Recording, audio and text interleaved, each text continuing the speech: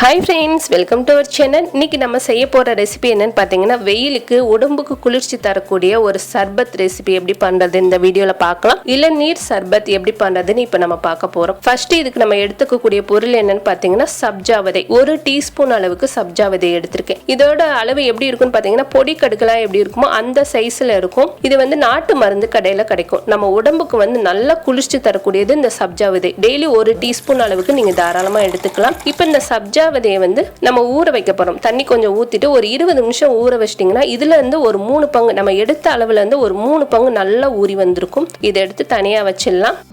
அடுத்து இது கூட எடுத்துக்கக்கூடிய பொருள் என்ன பார்த்தீங்கன்னா செவ்வெண்ணெய் எடுத்திருக்கேன். செவ்வெண்ணெயில் உள்ள தண்ணியை மட்டும் தனியாக வடிகட்டி எடுத்து வச்சுட்டு அந்த இளம் தேங்காய்னு சொல்லுவோம்ல, வலிக்கைன்னு சொல்லுவோம்ல, அந்த வலிக்கையை நம்ம எடுத்துக்கிற போகிறோம். ஓடெல்லாம் இல்லாமல் க்ளீனாக எடுத்துக்கோங்க.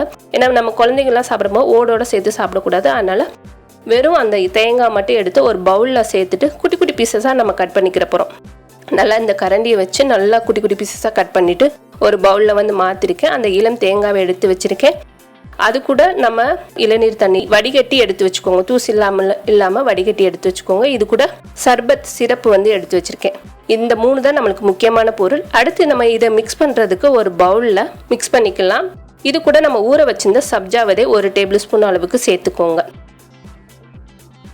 சேர்த்ததுக்கு அப்புறமா 1 டேபிள் ஸ்பூன் அளவுக்கு இளம் தேங்காய் நம்ம சேர்த்துக்கிற போகிறோம். சேர்த்துட்டு நம்ம எடுத்து வச்சிருந்த தேங்காய் தண்ணியும் இதில் சேர்த்துடலாம். இளநீர் தண்ணியை சேர்த்துட்டு இனிப்புக்காக நீங்கள் சுகர் எதுவுமே சேர்க்கணும்னு அவசியம் இல்லை. தேங்காயிலே இனிப்பு இருக்கும். அது கூட நம்ம சர்பத் சிரப்பும் சேர்க்க போகிறோம்.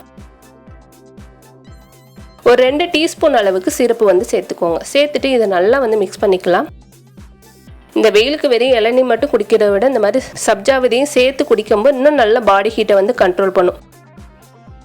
இதை நல்லா மிக்ஸ் பண்ணிட்டு ஒரு கிளாஸ்ல மாத்திக்கலாம். நல்ல டேஸ்டியான இளநீர் சர்பத் ரெடி ஆயிடுச்சு. உங்க குழந்தைகளுக்கு இதே போல நீங்களும் கண்டிப்பா ட்ரை பண்ணி பாருங்க. நல்ல உடல் சூடை கம்மி பண்ணும். இதுக்கு மேல கொஞ்சம் அந்த வலிக்கையும் சேர்த்து குடிக்கும்போது இன்னும் நல்லா டேஸ்டா இருக்கும். கண்டிப்பா இதை நீங்க ட்ரை பண்ணி பாருங்க. இந்த வீடியோ உங்களுக்கு பிடிச்சிருந்துச்சுன்னா லைக் பண்ணுங்க, ஷேர் பண்ணுங்க, மறக்காம நம்மளோட சேனலுக்கு சப்ஸ்கிரைப் பண்ணுங்க. தேங்க்யூ.